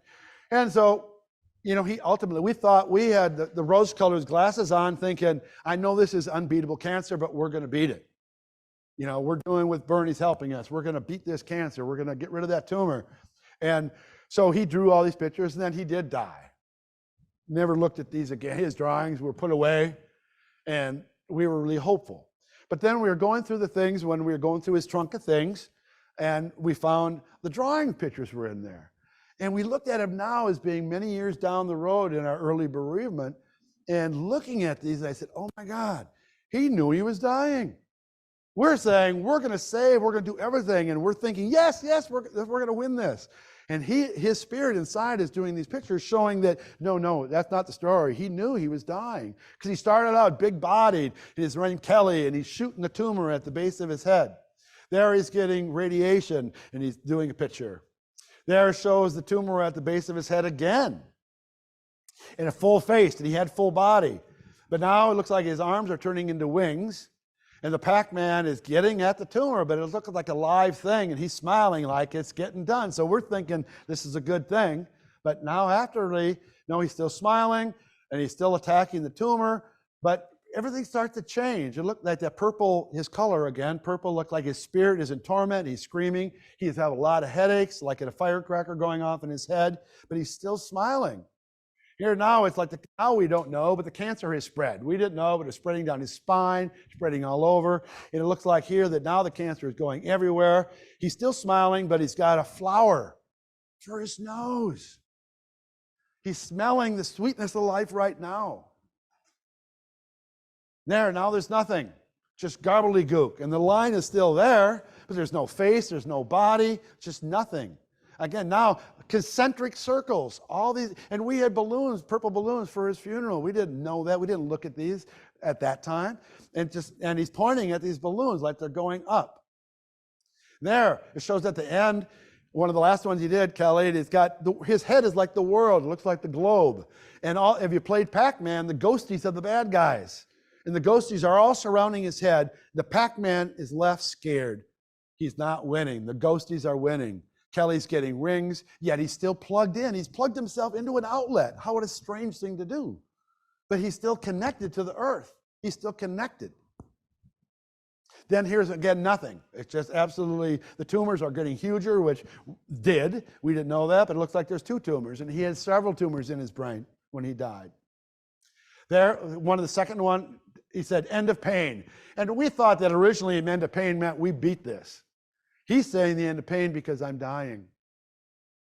That he is not going to feel the pain because he is dying. Because he had headaches all the time, and it's like the circle is broken, and he said it's the end of pain. For a child to write that is the end of pain. And then he wrote God, like going to God. So then, if you look at this picture, Megan now is in 3rd grade. She comes home 6 months after his death. We're getting up. She's going to make us breakfast for Easter. Green eggs and ham. And she had a little spiral notebook, little small spiral notebook, and she wrote on a little card, was sitting on our plate. And I remember reading it and saying, oh, this is so sweet. She gave us made us breakfast and made this little card from Kelly, and we put it away because we're still in shock. But now we looked at it all these years later, we pulled it out of the trunk of things and saw what in reality that Kelly was coming through her, because it says to Mom and Dad. And if you look at that in front, look at the God part and the little hairs coming out of his head. And these were in pictures that Megan had seen. And it's the same little angel with the 3 hairs coming out and the wings and the rainbow around him. To Mom and Dad. Please don't be sad just for me. I hope you are happy. I love you. I am glad up in heaven, but I miss you. I make Megan do it, but I put it in her brain. And Kelly said, Happy Easter, Mom and Dad. At the time, I don't know how we didn't know that was from him. We just thought, oh, this is nice of her to comfort us. And I worked at elementary school at the church, and I was showing teachers this, and they said, that is not a third grader writing this. This is not how they write. And she goes, I think this is phenomenal that your son had come back through your daughter. Kelly's handwriting, Megan's handwriting, the Kelly's drawing and Megan's drawing, the front. She had never seen these drawings. Then I got a phone call from a girl from high school. And she said, Hi, Mitch, this is Robin. You remember me? I said, You were a cheerleader, weren't you? This is 1973.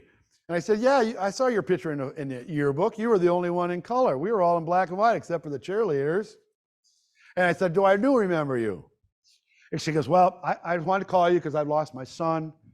I'm writing a book, and I realized that I'm psychic, so I went to medium school. I don't know. And she became a full-fledged medium. And she said, I'm writing the book, and your son contacted me and said, this is his words, says, Congratulations, Dad, you're going to be a grandpa. I'm coming back into the family. And I told Barb, Barb goes, Are you kidding me? And then I called my daughter, interesting phone call, and I called her right away. I said, Mom, I just got this call from this woman who said that Kelly's going to come back, born into our family. You're our only daughter. She goes, Dad, we have a 3-year-old. We're not planning another. Don't try to trick me into having another child. We have 3. We're not ready yet. The NASDAQ crashed. We lost everything we had. We lost our house. My husband's out of a job. We have no health insurance, and we have a 3-year-old to take care of. I'm not pregnant. I'm on the pill. Okay. She goes, What are your drug-crazed friends from high school? No. I said, I'm just telling you what she said. So I said, okay. So then 6 weeks later, she called me and said, Dad, I missed my period. And I took 2 EPT tests, and they're positive. I said, go to the doctor. We'll pay for it. Get a. So she went to the doctor and said, yes, congratulations, you're pregnant. On the pill. And your due date's November 16th. Today. Kelly's birthday. And I go, my daughter goes, this can't be happening, Dad. How does she know this stuff? And I said, I don't know. And then November 16th came, no baby. Another week, no baby. Pretty soon they said, we're going to have to induce. It's getting too late, so we're going to induce the next day or in a few days. But didn't have to because at midnight, December 1st, is Angel Day, she gave birth to Olivia. They named her Olivia Kelly. And same weight, same length, same blue hair, blonde eyes. This is me and Kelly in 79, and this is Olivia in 2010. It looks like the same baby. And we go, this is just unbelievable that this can happen. But it did. And we share this with everybody, and openly with Olivia. We didn't want to, Dad, let's not overdo this Kelly thing with Olivia. I said, no, we won't. But she gave me this whole workshop when she was talking to Uncle Kelly, and she's proud of it. She went to show and tell and brought my book in and said, I got an uncle in heaven. And I've talked to him. And so, she's proud of that part. And there's Olivia now as she's gotten older. She's older now. She's 11. But this is showing how, and we always have this dialogue and always keep Kelly present in the family. And then Barbara and I were going to, when we were at Parkland and serving the needs of the Parkland school down there. And I did another workshop in another part of Florida. And I said, let's just go to Lake Okeechobee, whatever that is, that big lake in Florida. And I said, I've never been there. Let's go see it. So we got an Airbnb. And be careful when you do Airbnbs. You really, those pictures really are exaggerated sometimes. Wow. And he said, oh, this looks beautiful. We go there. We pull up. Where is it? All I see is a green dumpster in a parking lot. And it's, oh, it's behind the dumpster. So we go into this old ramshackle place, but it was an artist, Vietnam vet artist with one leg, and he comes out and he said, I'm retired now. My wife has Parkinson's. She's in the house. I turned my art studio into an Airbnb. I hope it's okay for you. I said, I'm an artist. He's got stained glass all over the yard, everywhere. Stained glass stuff here and stained glass there. We go to his old studio. We get in there and it's nice, it's quaint, kind of dumpy, but nice and quaint. And then on the front porch, there was a bunch of stuff stacked up. And on the porch was this piece of stained glass hanging in the window. And I looked at it because there's stained glass everywhere. But then later on in the day, the sun came down, was shining through that window. And I said, oh my God, that looks like Kelly. And it was a flower vase with flowers on top. But when we looked at the top of the vase, it looked like two eyes and a nose. And we said, oh my God, that looks like Kelly. And so we had to bring the artist out. And I said, did you put a face in there? And he said, no, just glass. I said, I put the book up next to it. And I said, do you see a face in there? He goes, oh my God, that looks like your son. He said, I didn't intend that. And so we said, well, we got to buy this. He said, I'll give you a really good deal. I said, well, we have to have it. So we bought it, packed it up, shipped it home. And our new condo that we bought, we hung it up, overlooks the river. And now people see it all the time. Can you see the image of Kelly? I mean, it's just stained glass. But for us, it was huge. After all these years, we got this sign. And that was from after going to Parkland. And it's all these little things. Sometimes I feel like Kelly's saying, got a boy, Dad, here. And we moved to the new condo, and we had left so much behind that now, and actually because we had the stained glass, it didn't quite fit on the window. So I bought a therapy tub because I'm proactive. So we're old. And we're going to get older, so I bought a therapy tub. It's got the door in it. Oh, it's so nice. But when I bought it online, again, be wary what you buy online. It was too big for the door to get in. So I had to cut a hole in the wall upstairs to put the tub into the bathroom. But in doing that, I put a window on the far wall, and then instead of filling the wall back up, I just had him put a window in, and we hung the stained glass in the window. So now the light from the outside comes through all the way down to the third level of our house with shining Kelly's picture. So at night, it glows, and people come in, and they do see it. Then when the workmen that came in that did it and cut the hole in the wall, they came in, and then they had that hanging up there. When they're all done, they go, wow. He said, he said, did you write a book? I said, yeah. He says, I saw you build that treehouse. We lived 3 blocks from your house in Bayport 30 years ago. And then he brought the sheetrocker guy in to finish up the sheetrock painting. And he looked and he said, you're the Carmodys. He said, I was Kelly's t-ball coach. Again, these are things just completely out of the blue. Never looked for, never imagined, 30-some years later. But these things do happen. So there is at the end of Wisdoms of Love. I think we're pretty much at the closeout time, 3:40, right? That's what I was told. So any other questions on this? We've gone through a lot of things, but we got time for a few questions. Or unless you're anxious to get out of here, it's time, I know, after a long day, but. I have someone on Zoom wanted to make a comment, but I need to read that. Would that be okay if I read a Zoomer comment? This is from Angie. She said, when my dad passed away in 2010, I drove his truck back to the cemetery the evening after the service to spend some time alone. As I passed our front gate fence, I noticed a man standing there wearing clothes the same type and color of what my dad was wearing when he passed away. When he passed away and resembled my dad. I was so focused on going to the cemetery, I did not stop and inquire. After I passed him, I immediately turned around to drive back to talk to him, but the man was gone.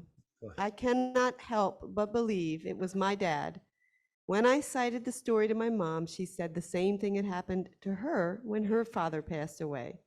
That shortly after, she saw a man resembling her dad driving down in an identical truck to her dad, and, can you hold that for a second? Let me just scroll down a little bit farther.